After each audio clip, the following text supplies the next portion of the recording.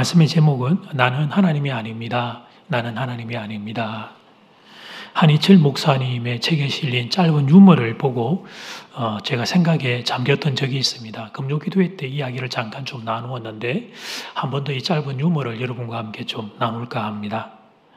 그 내용은 이런 내용이었습니다. 가짜 휘발유 만들 때 그 가짜 휘발유 안에 가장 많이 들어가는 재료는 무엇일까요? 라는 질문이었습니다. 제게 제 머리에 먼저 떠올랐던 답은 뭐였냐면 물이었어요. 물. 저는 물이 가짜 휘발유 제일 많겠구나 그렇게 생각을 했어요. 그런데 그게 정답이 아니었습니다. 사실 정답이 물이라면 이게 유머로 이렇게 소개되지 않았겠죠. 정답은 뭐냐면 가짜 휘발유 넣을 때 제일 많이 들어가는 게 뭐냐면 진짜 휘발유입니다. 진짜 휘발유가 제일 많이 들어가요. 한번 웃고 난 뒤에 그게 여운이 남아서 제게 좀 충격이 왔습니다. 정답이 맞는데도 충격이 왔습니다. 가짜 휘발유를 만들면서 저는 물이라고 생각을 했는데 저 같은 사람이 여러분 그렇게 휘발유 만들면 대부분 표시가 나겠죠. 차 시동 걸어도 시동이 안 걸리고 그럴 거예요. 그러니까 가짜를 진짜처럼 만드는 사람들은 아주 그 교묘하게 시동이 걸리면서 기름 냄새가 더 남을 수 있을 정도로 진짜 휘발유를 많이 넣고 그 외에 이제 물이나 다른 것들을 갖다 넣는단 말이에요. 이 이야기가 주는 교훈은 두 가지가 있는데 첫 번째, 우리가 가짜라고 여기는 것들 중에도 사실 그 속에 상당 부분 진짜가 있을 수 있다는 사실입니다. 두 번째, 이 두 번째가 이제 우리가 고민해야 될 주제인데요. 아무리 진짜 많다고 해도 그 안에 가짜가 조금 들어가 있으면 잘못하면 전체가 다 가짜가 될 수 있다는 거죠.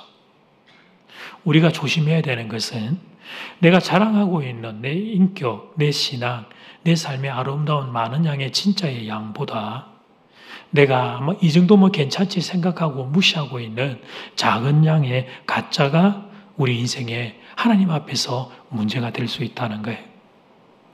제 마음을 이제 들여다보면 온갖 것이 뒤섞여 있더라고요. 그 휘발유 안에도 진짜 휘발유, 물, 그 다음에 기타 다른 여러 가지의 화학섬유들이 화학 제품이 들어가 있을 텐데 제 마음도 온갖 것들이 이렇게 섞여 있어요. 선한 마음도 있고 악한 마음도 있습니다. 지켜야 될 마음도 있고 버려야 할 마음도 있습니다. 바람과 햇살이 이 가을에 이 좋은 계절에 비춰서 여러분 그늘지는 너무나 시원하고 조용한 그런 오솔길과 같던 그런 길이 제 마음에 있는가 하면 쓰레기가 나 뒹굴고 있는 더러운 뒷골목도 제 마음에는 보입니다. 오늘 본문은 그렇게 제 마음 가운데 있는 것들 중에 버려야 될 중요한 주제 하나가 있다는 것을 성경이 소개하는 거예요. 그것은 내가 예수님을 제치고 내가 예수님보다 더 영향력 있고 유명한 사람이 되고 싶은 유혹, 바로 이걸 말하는 것입니다. 좀 더 펼쳐서 보면 내가 유명해지는 것을 위해서는 예수님을 좀 이용해도 괜찮지 않겠는가 하는 마음입니다. 내 인생에 예수님이 사라지면 안 되지만 일단 예수님은 계셔야 되지만 그러나 예수님은 좀 작게 보여도 내가 크게 보이면 되지. 내가 더 영향력이 있고 내가 더 유명한 사람이 되면 되지 이런 생각입니다.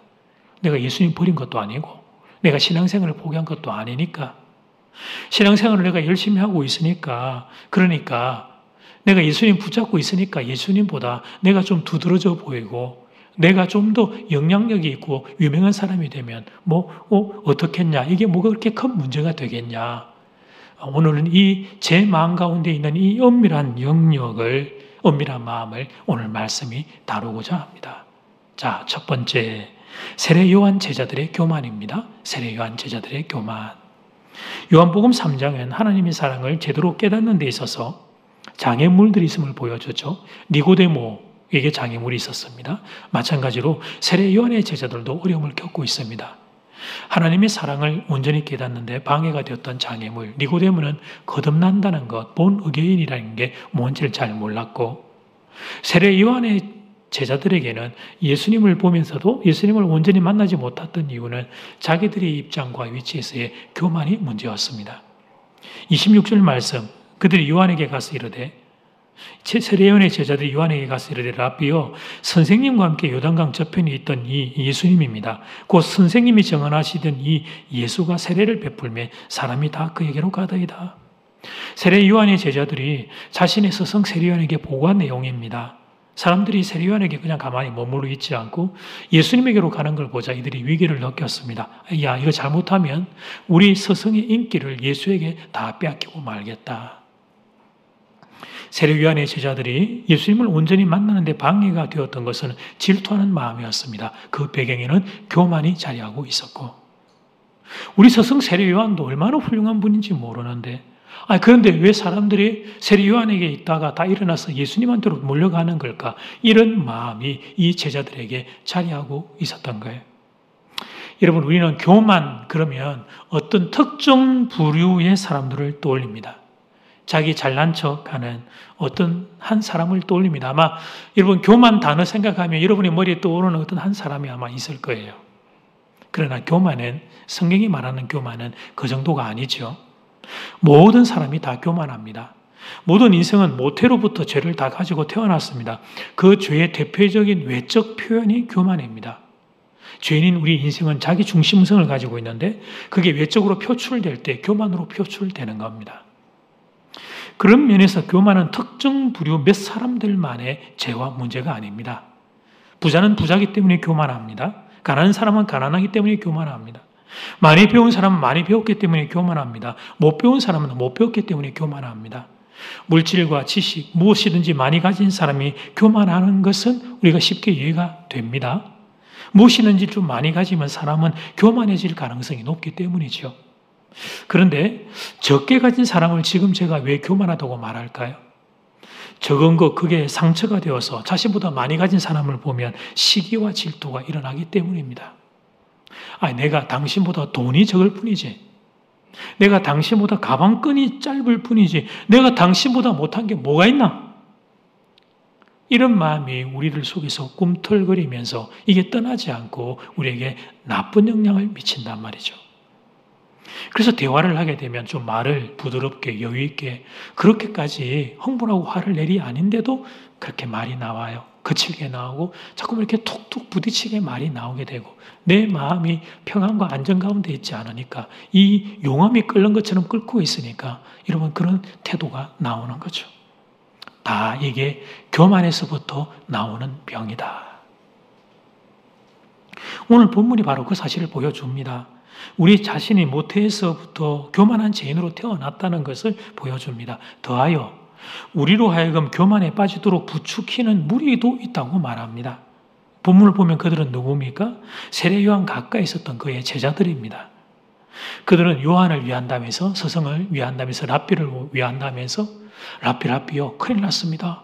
우리와 함께 있던 사람들이 글쎄 저 예수라는 사람한테 옮겨가는데 이걸 어떻게 하면 좋죠? 마치 세례 요한을 걱정하는 것처럼 말하면서 오히려 요한도 죄인이니까 그 안에 숨어있던 그 교만을 그렇게 부추겨서 이렇게 일어나게 만드는 거예요.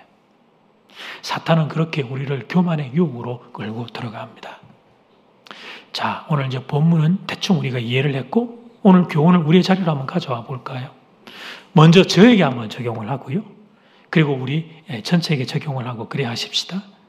저는 직장 생활을 하다가 늦깎이로 신학을 하게 되었습니다. 한 8년, 9년 정도 제가 또래보다 직장 생활을 그 정도 하고 갔기 때문에 좀 늦었죠. 신학대학원을 들어가서 보니까 목회라는 게 다른 것은 다른 분의 도움을 받을 수 있지만 설교는 고스란히 목회자의 몫이라는 걸 알게 되었습니다. 그래서 그때부터 설교에 대해서 제가 개인적으로 시간을 들여서 공부를 많이 했습니다. 좋은 설교자의 책을 많이 사서 읽었고 또 그 시절은 여러분 CD 이전입니다. 테이프 사용하던 시절이었습니다. 그래서 좋은 설교자의 테이프를 구해서 돈으로 못 사면 저는 그 교회에 방문도 했어요. 신학생인데 목사님 설교 테이프 좀 얻고 싶다. 그걸 구해가지고 그게 테이프가 늘어져서 듣지 못할 정도로 듣고 또 듣고 그랬습니다. 제가 그때 공부했던 제가 개인적으로 사사했던 분들은 옥하는 목사님, 하용조 목사님 이 어른들은 이제 천국에 가 계시고 또 박은조 목사님, 화종구 목사님 등 이제 제가 이제 존경하는 목사님들 설교를 가지고 공부를 많이 했죠. 물론 지금도 저는 설교 준비에 공을 많이 들입니다. 그런데 지금 저희 이 말을 듣고 아니 목사님 설교 준비에 공을 많이 들인다고 하면서 설교를 그것밖에 못하면 어떻게 합니까? 혹시 여러분 중에 누군가가 이렇게 말을 한다면 저희 대답은 이것입니다. 그러게 말입니다. 여러분에게 애도를 표합니다. 제 말씀을 이제 듣고 함께 있어야 되는 여러분들에게. 그러나 어쨌든 여러분들 생각에는 아이고 저 정도 설교 가지고 그러지 모르지만 저는 설교 준비에 시간을 많이 드립니다. 이것은 설교자로서 좋은 자세겠죠. 근데 모든 것은 동전의 양면이 있는 법. 아무래도 설교에 애정을 많이 쏟다 보니까요. 이 설교에 애정이 많이 들어가 있다 보니까 인정받고 싶은 마음도 그에 비례합니다. 연예인은 인기를 먹고 살고 설교자는 인정을 먹고 산다. 금요기도에도 제가 전한 바 있는데요. 여러분 이 사실 잘 모르셨죠? 설교자는 인정을 먹고 산다는 것을. 우리 교회 성도님들은 다 경상도 분들이셔서 그런지 표현하지 않는 게 미덕이라고 생각을 하고 그냥 표현하지 않는다라고 제가 좋은 쪽으로 해석을 하겠습니다. 은혜를 못 받아서 그런 게 아니라 여러분의 미덕 때문에 표현을 하지 않는다. 그래서 저는 이런 저 자신을 설교에 시간을 더 많이 들이고 예를 끓이고 그러면 그럴수록 돌아서서 바로 주일 저녁부터 이 말씀에 대해서 제가 더 인정받고 싶은 욕구들이 올라가는 걸 보면서 제가 늘 노력하는 주제가 있습니다. 그것은 설교 시간에 제가 연기자가 되지 않으려고 노력하는 겁니다. 여러분한테 인정받고 싶어가지고 재미있는 이야기, 감동적인 이야기를 극적으로 연출하는 연기자가 되지 않기로 제가 노력하고 다짐해요. 그렇게 하면 좀 더 재미있게 하고 여러분들에게 저는 부각되고 드러날 수 있지만 하나님의 말씀이 아무래도 뒤로 숨게 되기 때문에 대신에 하나님께서 주신 그 말씀을 그 귀한 보물을 잘 캐어내어서 여러분들에게 좀 쉽고 명확하고 담담하게 전하는 설교자가 되어야 되겠다 다짐을 합니다. 그래서 인정받고 싶은 마음, 이 교만의 유혹은 설교자인 저를, 제가 설교를 하는 남은 세월 저를 평생 따라다니게 될 못된 친구죠.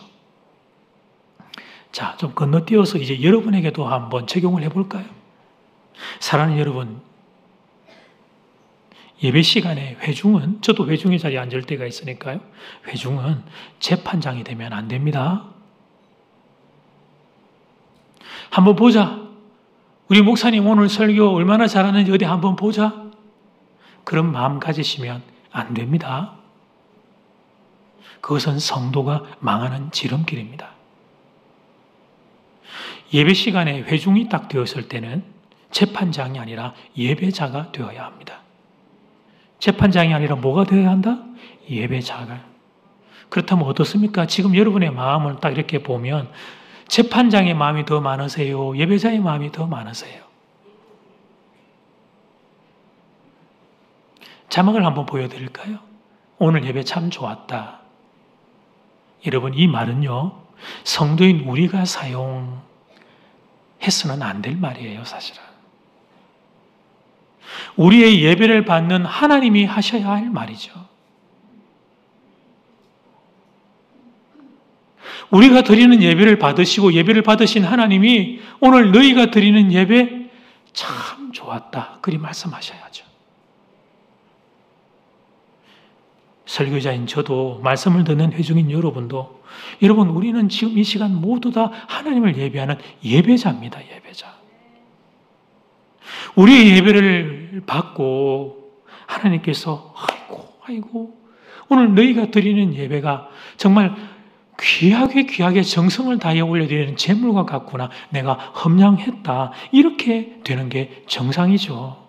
그러니까 우리가 써야 될 단어는 오늘 예배 참 좋았다가 아니에요. 우리는 오늘 예배를 통해 하나님 은혜 많이 받았습니다. 이게 이제 성도가 써야 된 적절한 언어죠. 그런데 여러분 우리가 이런 생각 사실 한 번도 안 해보고 지나온 분들이 꽤 많이 계실 겁니다. 오늘 예배 참 좋았다. 이걸 서슴없이 말하고 지나온 분들이 많으실 거예요. 그러니까 예배를 드리는 이 순간에도 피조물이 창조주 하나님 앞에 예배를 드리는 이 순간에도 하나님이 아니라 내가 기준이었던 겁니다. 우리의 교만이 하늘을 찌를 듯합니다. 하나님을 예배하는, 하나님을 이 예배하는 두렵고 떨리는 순간 하나님이 나의 예배를 받아주지 않으시면 어떻게 하나? 이 두렵고 떨리는 순간에 우리가 서야 되는 이 예배의 자리에 그 예배자의 마음이 아니었던 거죠. 설교자의 설교, 성가대의 찬양, 장로님의 기도를 평가하는 심판장의 마음으로 있었던 거예요. 그러면서도 자신의 그 교만이 얼마나 심각한 교만인지 인지도 하지 못한 채 그렇게 한 주, 두 주가 아니라 몇십 년의 주일의 예배를 드리며 살아왔던 미련한 인생.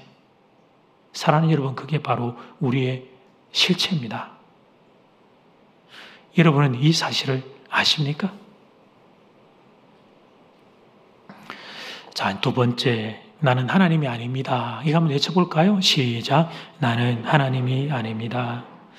제자들이 부추기는 부추김에도 불구하고 세례 요한의 그 유혹을 알뜰하게 밀어내요. 요한이 보인 반응이 28절, 29절. 내가 말한 바 나는 그리스도가 아니요 그의 앞에 보내심을 받은 자라고 한 것을 정언할 자는 제자인 너희니라. 신부를 취하는 자는 신랑이나 서서 신랑의 음성을 듣는 친구가 크게 기뻐하나니 나는 이러한 기쁨으로 충만하였노라. 아멘. 세례 요한은 자신을 가르쳐서 자기는 신랑이 아니고 신랑의 친구라고 말합니다. 이 말은 나는 주인공이 아니고 조연이라는 겁니다. 나는 주인공이 아니고 엑스트라라는 겁니다. 지나가는 사람 일, 총에 맞아 죽는 사람이 쓰러지는 사람 삶, 이런 거라는 거예요.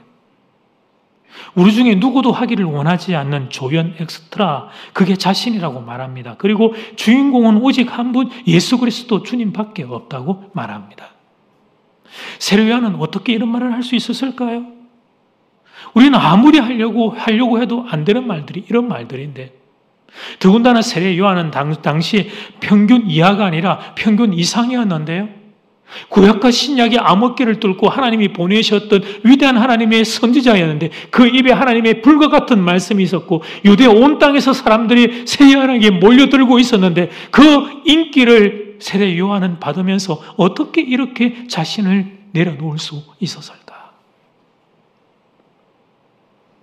30절 한번 볼까요? 예수님 그는 흥하여야 하겠고 세례 요한 나는 쇠하여야 하리라 아니라.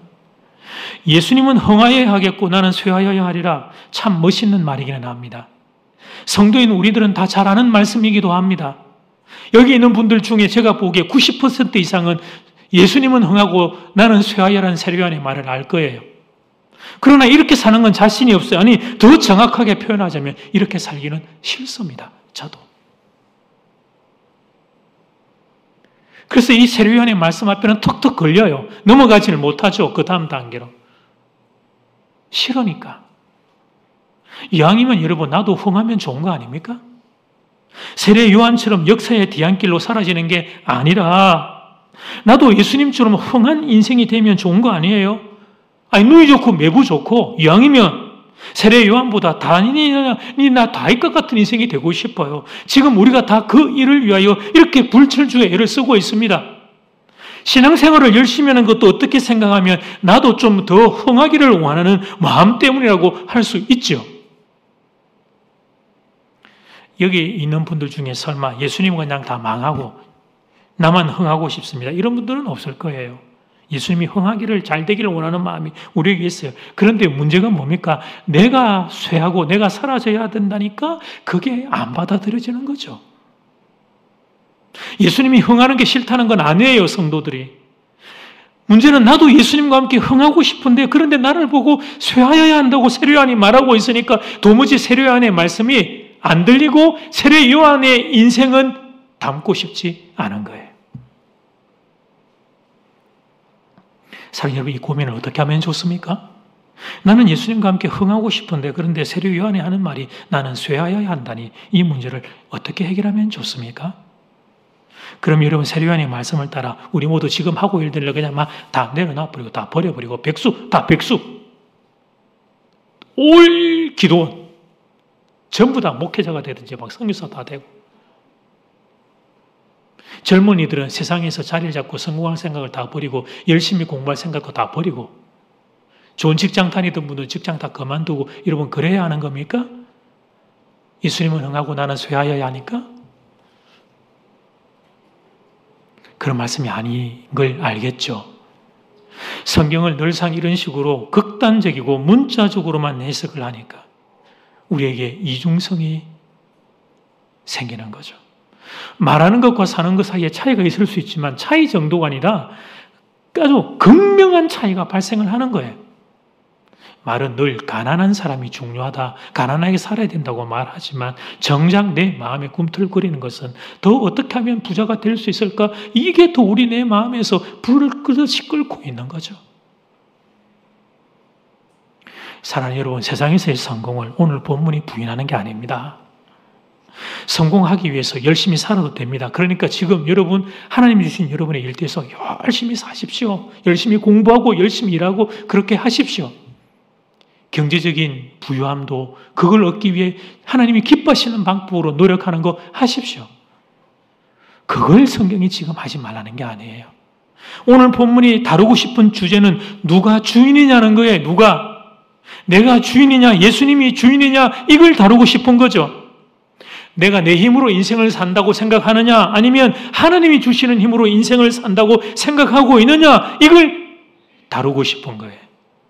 27절 말씀, 요한이 대답하여 이르되 만일 하늘에서 주신 바 아니면 사람이 아무것도 받을 수 없느니라. 요한은 이 질문에 대한 선명한 답을 가지고 있었어요. 하나님이 주지 않으시면 아무것도 받을 수 없다. 이 말은 지금 내게 있는 모든 것은 다 하나님에게서 온 것이다. 주신 이도 하나님이시요 가져가신 이도 하나님이시다. 욥의 고백을 세례 요한이 동일하게 하고 있는 거죠. 세례 요한은 사람들이 자기에게 막 우르르 몰려올 때도 자신은 진짜가 아니고 자기는 예수님 진짜 오시는 분의 길을 예비하는 사람이라는 걸 잊지 않았어요. 사람들이 인기에 그냥 같이 부하내동해가지고 우쭐을 대고 그러지 않았어요. 반대로 사람들이 자기를 떠나서 예수님에게로 다 사람들이 몰려 떠나갈 때도 실망하지 않았어요. 이 또한 하나님이 하시는 일임을 알았기 때문입니다. 세례 요한은 자기가 인생의 주인 아니었습니다. 사람들의 인기가 인생의 주인이 아니었어요. 하나님이 인생의 주인이었습니다. 그래서 혹시 예수님이 흥하는 길에 내가 쇠하는 일이 포함되어야 한다면, 그렇다면 그 일도 자신은 받아들이겠다고 고백한 거예요. 내가 흥하는 일이 싫다는 게 아니에요.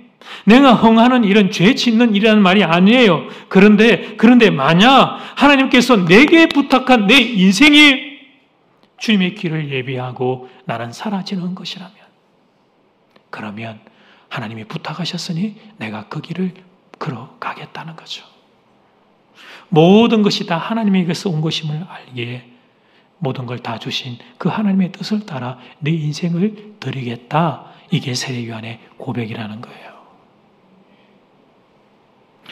우리가 본문 앞에서 갈등을 그동안 했던 것은 우리에게 이 고백이 우리 안에서 제대로 나오지 못했기 때문입니다. 지금 내게 있는 이 모든 것이 다 하나님에게서 온 것이라고 하는 시야가 열리지 않고 우리 마음의 중심의 고백이 나오지 않으니까 이 문제가 처리가 안 되니까 이거 내가 쇠하여야 된다. 이거 보자 말자 그냥 깜짝 놀라는 거죠. 이게 무슨 말이야 이게. 이건 안 봐야 돼. 이건 안 들어야 돼.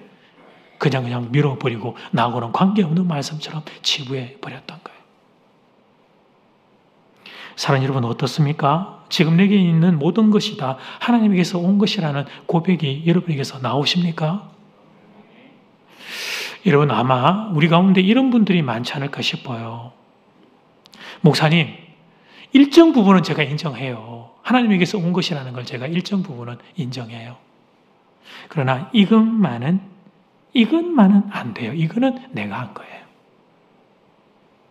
이것만은 정말 내가 밤잠을 안 자고 불철주야 노력해서 읽어낸 겁니다. 아마 이런 분들이 우리 가운데 많으실 것 같아요.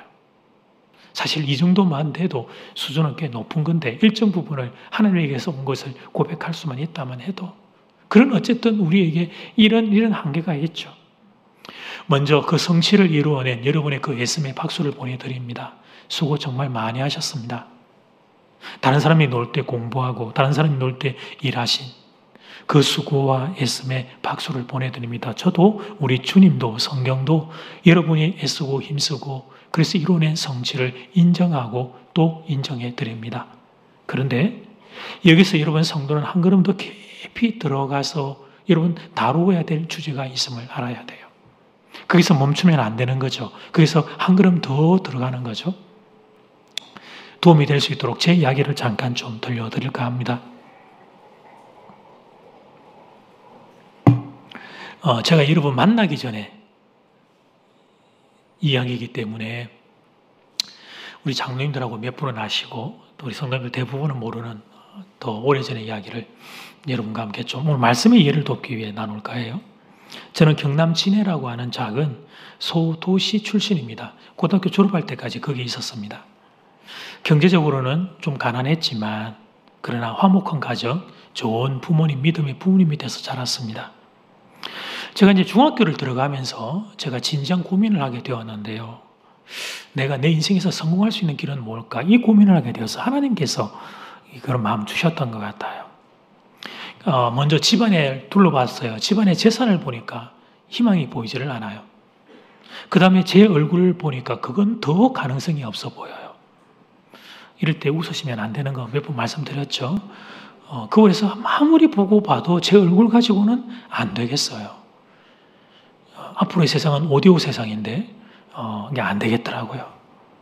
그래서 생각해 보니까 마지막 남은 딱 길이 하나 있는데 그건 공부밖에 없더라고요. 그래서 그때부터 공부를 시작했습니다.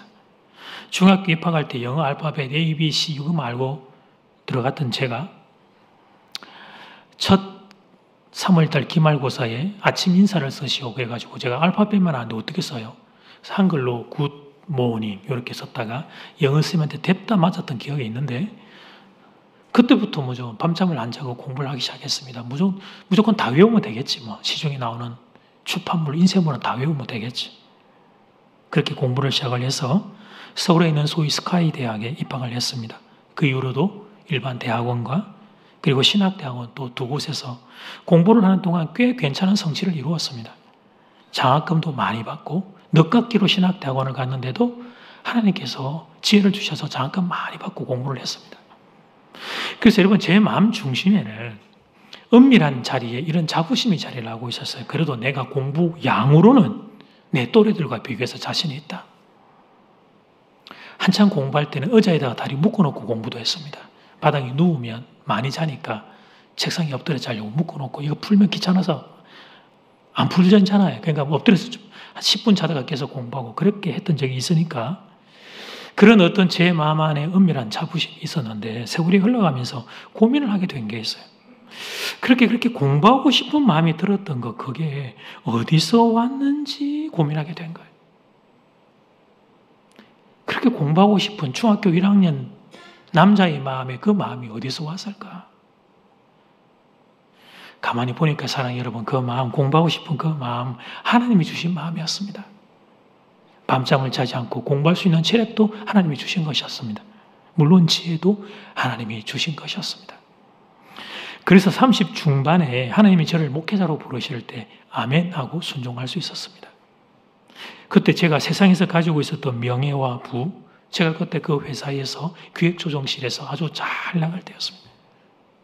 그 명예와 부를 내려놓고 맨바닥으로 갈 수 있었어요. 하나님이 저를 부르셨기 때문에 그동안에 제가 공부했던 그 지식과 경험을 이제는 성도를 섬기는 곳에 쓰겠다고 주인 되신 그분이 말씀하시기에 저희 부부는 그렇게 순종할 수 있었습니다.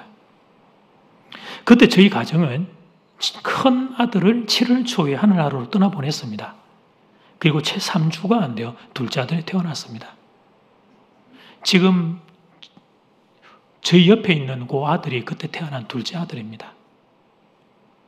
그리고 바로 한 달 뒤에 8월에 제가 회사에 사직서를 쓰고 그리고 그의 연말에 11월인가 12월에 신학대학원 시험을 쳤습니다. 첫 아들을 잃은 아내와 갓 태어난 신생아를 처갓집에 부탁하고 저는 신학대학원으로 갔습니다. 참 무책임한 가장이었죠.